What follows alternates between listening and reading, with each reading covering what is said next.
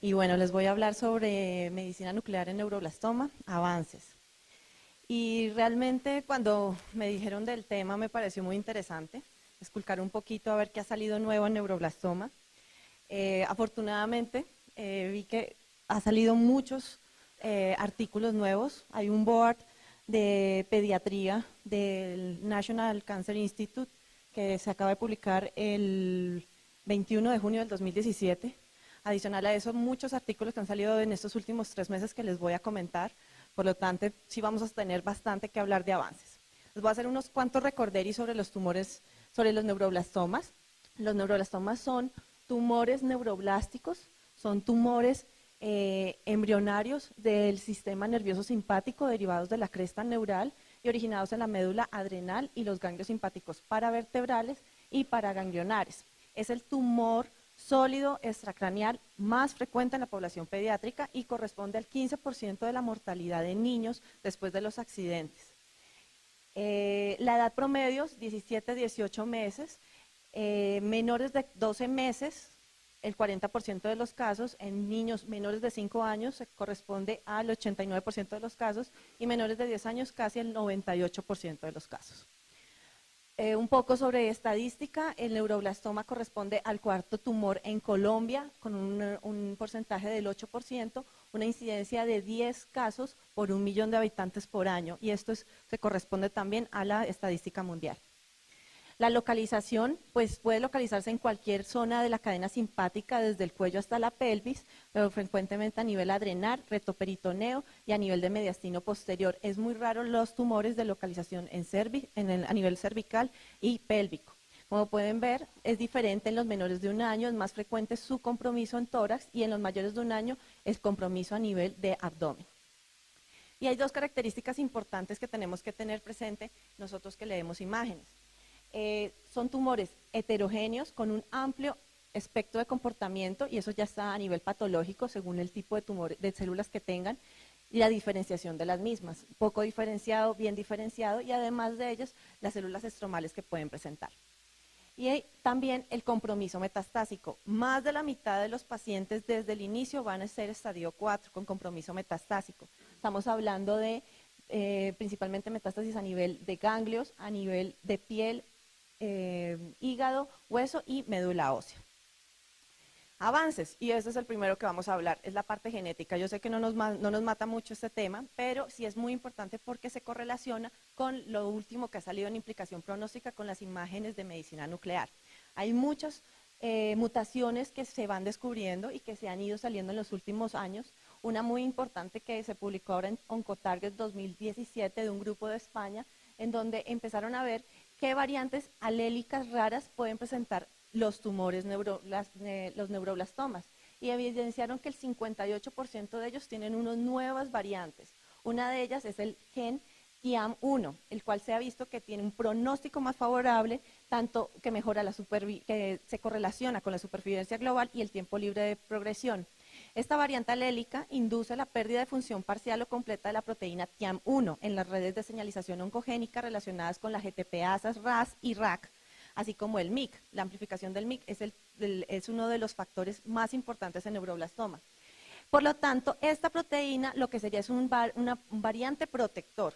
¿Qué se ha visto? Que esta variante entonces es un mejor pronóstico independiente de las demás alteraciones genéticas, que ningún paciente que presenta eso va a fallecer y que podría ser una nueva diana terapéutica para los tratamientos convencionales. Entonces vamos a hablar un poquito, y esto es importantísimo para nosotros saber los factores pronósticos de neuroblastoma.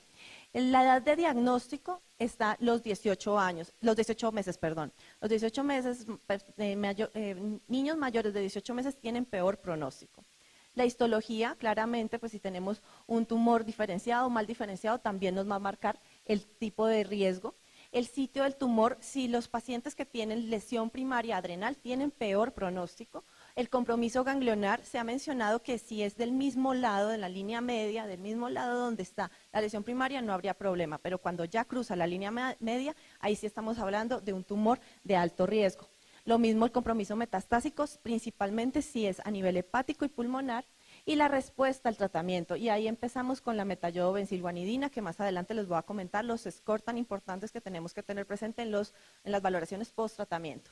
Y los factores genómicos, principalmente amplificación del gen MYC, alteraciones del gen ALK y las aberraciones genómicas que van a alterar la longitud del telómero. Al final, ¿qué estamos hablando? Supervivencia, que es lo importante en estos niños. Supervivencia a 5 años, en los menores de 1 año es 90%, como les comentaba, los menores de 18 meses tienen mejor pronóstico, pero de ahí en adelante, los niños de 1 a 14 años tienen menor supervivencia, estamos hablando 68, y entre el grupo entre 5 y 9 años, la mitad de los niños van a morir. Por eso es tan importante un buen estadiaje, una buena valoración y el tratamiento. Entonces empecemos con la parte de imágenes en neuroblastoma. Pues ¿por qué tenemos que hacer imágenes? Pues para saber la extensión del tumor, respuesta al tratamiento y monitoreo de la enfermedad. Clásico, pues la ecografía. Generalmente estos niños llegan con masas abdominales, con sintomatología, y lo primero que le hacen es una ecografía, un TAC, para saber extensión. En ese TAC es importante tener presente que estas lesiones, el 70% presentan calcificaciones, y la resonancia se utiliza principalmente cuando ese tumor está cerca, por ejemplo, en mediastino posterior, retoperitoneo, y puede tener síntomas neurológicos que sospechan invasión medular. Y en medicina nuclear, ¿qué hacemos? Pues más sabe el diablo por viejo que por diablo. Seguimos con la gammagrafía metayodo-benzilguanidina. Desde 1970, Whelan en la Universidad de Michigan empezó con este radiotrazador, principalmente para feocromocitomas, y seguimos con esto, dado que es la modalidad de imagen funcional de primera línea. Es un análogo fisiológico de la norepinefrina, mecanismo de captación es por el uptake 1 system, que está sobreexpresado en este tipo de tumores en la membrana celular, y lo que va a permitir es que se va a entrar por la membrana y se va a acumular en las vesículas en citoplasma, por lo tanto va a haber una retención de la metayodo-benzilguanidina. La concentración tumoral de la metayodo es del 0,5 al 27% de la dosis administrada. Entonces, ¿para qué nos sirve esta gammagrafía? Y esto es solamente recorderis. Estadiaje inicial, valoración post-tratamiento, reestadiaje en los pacientes que tengamos sospecha de una recaída o seguimiento. También es un marcador tumoral, más adelante les voy a comentar la implicación pronóstica que se ha visto con la metayodo y las posibilidades terapéuticas. Pero es importante que tengamos presente que el radiofármaco ideal para hacer la gammagrafía con metayodo siempre es el yodo 123. Lamentablemente en nuestro medio es difícil de conseguir. ¿Por qué? Porque este radiofármaco tiene una vida media más corta, tiene una menor dosis de radiación y una mejor calidad de imágenes. La metayodo con yodo 131 da una menor calidad de imágenes, aunque sigue siendo buena especificidad, que es lo importante y lo que estamos buscando con esta gammagrafía, y es un emisor beta con una vida media más larga. La dosimetría, comparando el yodo 123 con el yodo 131, obviamente es mayor con el 131. Importante los falsos negativos, positivos. Factores técnicos, pues la limitación que tenemos de la resolución espacial con este tipo de imágenes. Pero además hay que tener presente la captación fisiológica de la metayodo, que nos puede hacer que ciertas lesiones a nivel hepático, intestino o vejiga nos pueden alterar. Y la interacción de los medicamentos, siempre tener presente los medicamentos que tenemos que suspender. La lista es muy larga, pues este no es el objetivo de la charla, pues eso lo podemos luego buscar. Y el SPECT-CT. Es importante siempre hacer la imagen planar, sobre todo por los scores de valoración semicuantitativa que ahorita vamos a valorar. Pero el SPECT-CT sí ha aumentado la sensibilidad de la gammagrafía con metayodo-benzilguanidina, se ve mayor número de lesiones y obviamente aporta la resolución espacial. Y sobre todo, cuando hay estudios con metayodo-benzilguanidina, imagen planar, o que ya tenemos un CT que son discordantes, se debe hacer el SPECT-CT. Aumentando la exactitud diagnóstico casi en el 89% de los pacientes. Entonces, aquí empezamos con lo que debemos hacer con la metayodo. La metayodo se debe evaluar, siempre hacer score, ojalá semicuantitativo. Tenemos el score de Curie, el score CIOSPEN. El score, lo que hacen ambos es simplemente dividir el cuerpo en varios segmentos. El de Curie en 10, el de CIOSPEN en 12. Y a cada uno de esos segmentos se le va a dar un score. 1, si solo tiene una lesión, 2, si tiene 2 lesiones, y 3, si en ese segmento se ocupa más del 50% la lesión. Lo mismo, tanto para el esqueleto como para los tejidos blandos. Eso en el Curie. En el CIOSPEN tenemos la alteración y es que es un score de 6 Por lo tanto, podemos tener un máximo de 72. En el Curie tenemos un máximo de 30. No hay ningún estudio que diga que mejor esta, mejor la otra, simplemente la que uno pueda usar. Lo que sí se ha visto, bueno, esto es un ejemplo, donde les cogemos la metayodobenzoilguanidina, hacemos los pequeños ROIs y podemos así poder limitar cuáles son las lesiones que están captando y darle el score final. Lo que sí se ha visto es que pacientes con estadio 4 con un score Curie mayor de 2 al final de la inducción de la quimio tiene una disminución de la supervivencia libre de enfermedad comparado con un score menor de 2. Estamos hablando que la supervivencia libre de enfermedad 3 años de estos niños con estadio avanzado, con alto riesgo, se compara de 15 versus 45%. O sea, la captación de MVG post-terapia tiene implicación pronóstica y la sigue teniendo a pesar que esto es un radiofármaco de 1970. ¿Y eso para qué nos influye? Pues para la estadificación. Siempre se ha visto el INS, que eso se empezó desde los años 90, en donde se hace la clasificación de 1 a 4, según el tumor. También acá influye la resección quirúrgica, pero últimamente se ha hablado mucho del International Neuroblastoma Risk Group, en donde lo que hace además es mirar con nuestras imágenes si hay invasión vascular, si hay compresión de otros órganos, invasión neuropática, lo que puede alterar la clasificación. Acá tenemos un caso, es una niña de 4 años, es una niña del Cauca, de raza indígena, que nos llegó con para un restadiaje, una sospecha de una recaída. Y efectivamente la niña tiene esta masa hipercaptante a nivel del lecho de la suprarrenal, con unas calcificaciones, eso es una masa heterogénea, pero tenemos aquí lesiones óseas metastásicas en calota craneal y a nivel de extremidades que podemos verificarlas en la imagen SPECT-CT. Hay un factor que nos dice en la literatura y es que deberíamos hacer el índice del tumor versus las cuentas en hígado. Se dice que un punto de corte de 2 y eso da una sensibilidad de 68% con una especificidad del 100%. En el caso de esta nena tenía ese índice en 3,1 y un score de Curie de 5. Por lo tanto, esta niña, la supervivencia a 5 años es aproximadamente del 15%. Bueno, entonces, para concluir la parte de la gammagrafía con metayodo, ¿qué es lo que dicen todos estos estudios? Sensibilidad entre 83 y 90%, pero la especificidad es lo importante. Lo que capta tiene una especificidad del 90 al 100%. ¿Qué ocurre? Que el 10% de los neuroblastomas no presentan avidez por metayodo y ahí es donde tenemos un lío. Y adicional a eso, que las lesiones pueden cambiar en el tiempo. Entonces uno tiene una lesión de neuroblastoma que inicialmente captaba, era positiva y luego ya no capta en el seguimiento o viceversa. Entonces, eso porque está relacionado o que se ha visto que es el comportamiento fisiológico de estos tumores y es porque, como les mencionaba, la heterogenicidad de estos tumores, zonas de necrosis tumoral,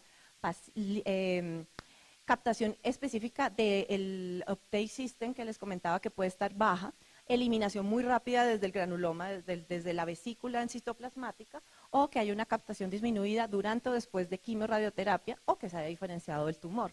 Y ahí llegamos entonces con una posible solución, el PET con FDG. Perdón. Entonces tenemos una metayodobenzoilguanidina negativa con un TAC o una resonancia que dice que efectivamente en esta zona sí hay una masa, le hacemos el PET y tenemos la captación, en este caso con una necrosis central. ¿Qué se ha visto en la literatura? Y esto es uno de lo que les quería comentar. Hay múltiples estudios retrospectivos, uno mira en PubMed, uno lee el Cochrane y sí existen estudios comparando FDG versus metayodo, sensibilidad, exactitud diagnóstica. Lo que pasa es que todavía no está en guías. Entonces, ¿el neuroblastoma tiene una moderada avidez por FDG? Sí. Este es uno de los estudios interesantes donde habla que hay mayor sensibilidad del PET en estadio inicial. Estamos comparando 100% para PET con FDG, PET-CT obviamente, y con una gammagrafía con yodo 123 con SPECT-CT del 92%. Pero ojo que no hablan de la especificidad, que es lo bueno que tenemos con la metayodo. En este caso, también mencionan que la FDG es superior a la metayodo, pero siempre y cuando estemos hablando de estadios 1 y 2. Para estadios 4 es mejor la metayodo. ¿Por qué? Porque el compromiso va a ser principalmente a nivel óseo y de médula ósea. Y la sensibilidad del PET para metástasis ósea y médula ósea es menor que la metayodo.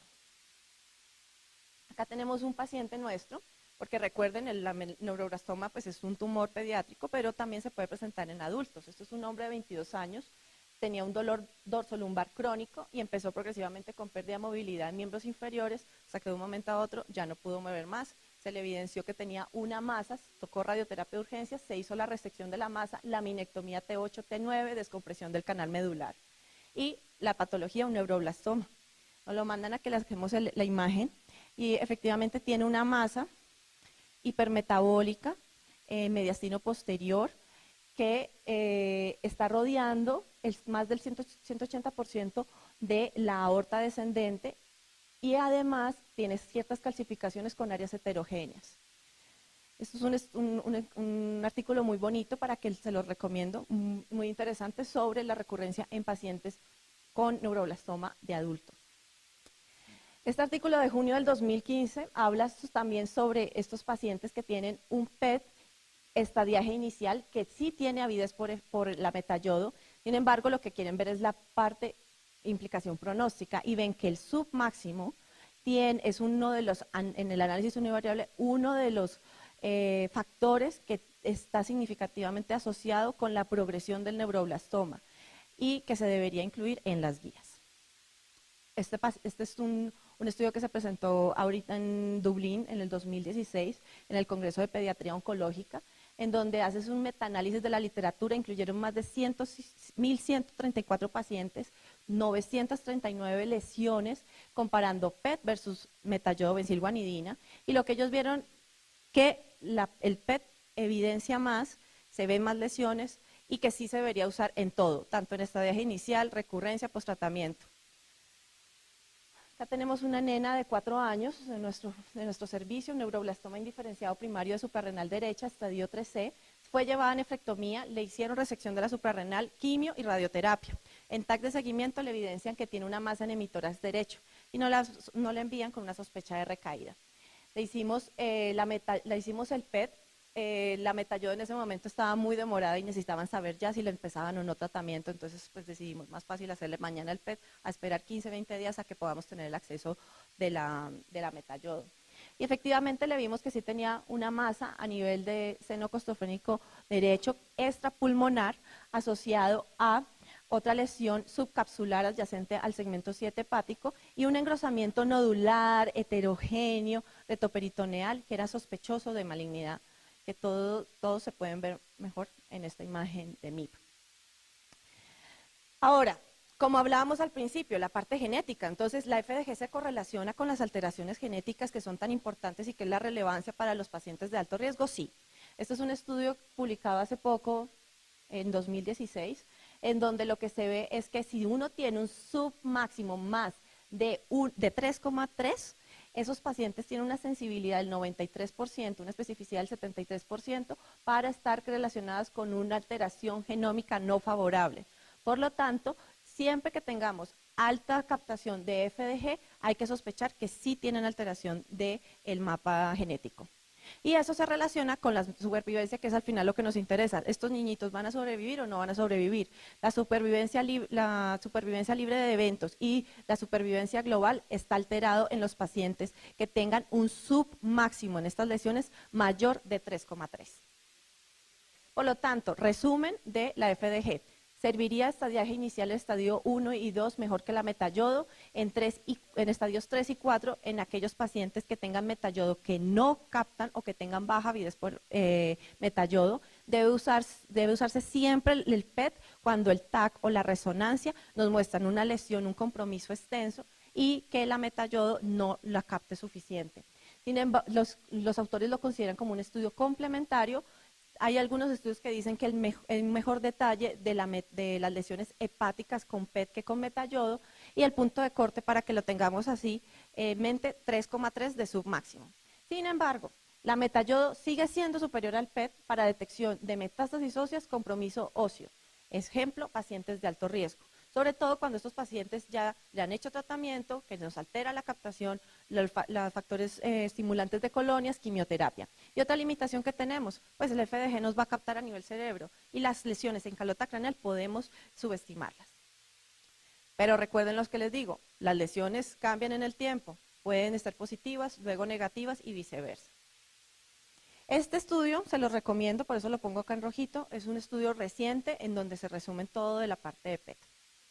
Ahora, ahorita en mayo del 2017, por eso les digo que la tarea no estuvo muy difícil de consultar todo esto porque todo fue reciente, LASCO sacó una revisión de los criterios de respuesta internacional para neuroblastoma y les traigo el resumen. Lo primero que dice es, usemos metayodo y usemos PET con FDG si la metayodo no capta. O sea, ya lo están metiendo, no están las guías, pero ya lo están incorporando como tal, como una opción. Segundo, y esto me pareció muy importante, es no más gammagrafía ósea para neuroblastoma, solo metayodo benzilguanidina y PET cuando no capta, o sea, eliminada la gammagrafía ósea. Y por último, se dice que siempre deberíamos hacer la respuesta al tratamiento, teniendo en cuenta respuesta completa, parcial, enfermedad estable y progresión, como hacemos, por ejemplo, con Persistent PET. Ahora, otros radiotrazadores PET, tenemos el fluordopa. El neuroblastoma se caracteriza por tener un aumento del metabolismo de las catecolaminas, por lo tanto, serviría para los neuroblastomas. Recuerden que el DOPA es un precursor de la dopamina de catecolaminas, es una alternativa prometedora al reemplazo de la metayodo, dado el mecanismo similar. Entonces aquí tenemos la F-DOPA que se incorpora dentro de la célula y vamos a tener el aminoácido de carboxilasa, que es el AADC, que la va a convertir de F-DOPA a F-dopamina, que se va a acumular en las vesículas citoplasmáticas. Para este estudio necesitamos una premedicación con carbidopa oral, 2 miligramos por kilogramo, 1 hora antes de la inyección. Y adicional a eso, necesitamos imágenes a los 90 minutos de la inyección, con una dosis de 4 megabecquerelios por kilogramo. Lamentablemente no tenemos en este momento en el país para poder hacerlo, pero sí se ha visto que la F-DOPA tiene una mayor sensibilidad y especificidad que el PDFDG. La especificidad no la supera que la metayodo, pero sí tiene una mayor sensibilidad. Un ejemplo de la literatura, en donde tenemos metayodo positivo, esto es estadiaje inicial, DOPA positivo y FDG positivo. Sin embargo, lo que les comentaba ahora, metayodo negativo, FDG negativo y con la F-DOPA sí se vio esta pequeña lesión. Por lo tanto, la sensibilidad es mayor de la F-DOPA. Aquí también les muestro la captación con metayodo, positiva, negativa, positiva, negativa, positiva, negativa para F-DOPA, FDG y los niveles de orina de ácido vaninilmandélico, que también ahora en las guías de ASCO ya lo eliminaron. Pero, como pueden ver, la FDG puede tener captación positiva o negativa con la metayodo, pero con DOPA, siempre que sea metayodo positivo, va a haber captación de F-DOPA. Lo mismo relacionado con los niveles de ácido vanilmandélico.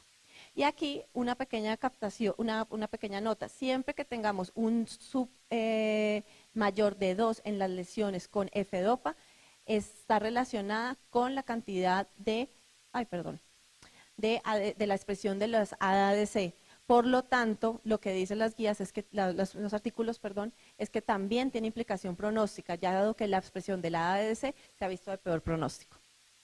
Y unos score, lo mismo que ya habíamos comentado con la metayodo, lo hacen también con la F-DOPA. Lo que hacen ellos es que no solamente cuentan por segmentos como el IOSPEN, donde cuentan el nivel, la cantidad de lesiones, sino también miran el volumen metabólico. Hacen una pequeña multiplicación del submedio por el score del segmento, utilizando la misma escala del IOSPEN, y al final sacaron fue un índice de 7,5. Aquellos pacientes que tienen un DOPA score de más de 7,5, en el análisis de regresión de Cox univariable y multivariable, dicen que tienen peor pronóstico.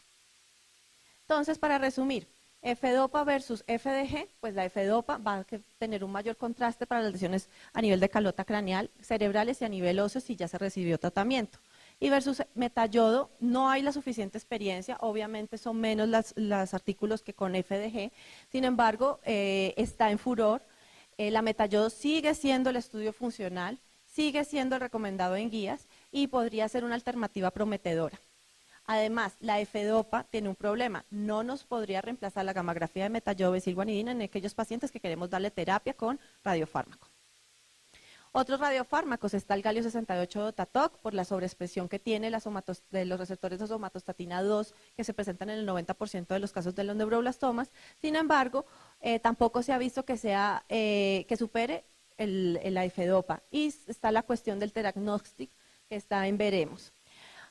Hay dos radiofármacos también mencionados, el yodo 124 con M-beta, yodo besilguanidina, aunque hay estudios pilotos, solamente unos reportes de casos, y la hidroxifedrina con carbono 11, que pues también tendríamos ahí el problema del acceso al carbono 11. Ya falta poco. Vamos a cambiar un poquito a tratamiento de los neuroblastomas. Tengo que mencionar que en experiencia no tengo sobre el tema, pero bueno, vamos a hablar un poquito, creo que más adelante en la charla del almuerzo van a hablar de tratamientos de tumores neuroendocrinos. Y en las guías que te les comentaba del BOARD, que salieron ahorita el 21 de noviembre, sí lo que dicen es que la metayodo sola o combinada con otras terapias solo se debe dar en los pacientes que inicialmente eran de alto riesgo y que tienen una recurrencia.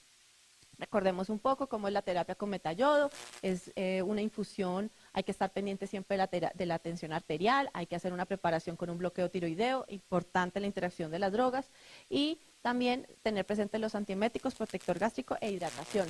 Efectos secundarios importantes a tener presente, normalmente tienen náuseas, vómito, pueden presentar mielosupresión temporal en el 60% de los casos con neuroblastoma, y de forma tardía, hipotiroidismo si el bloqueo no fue adecuado y una toxicidad hematológica persistente.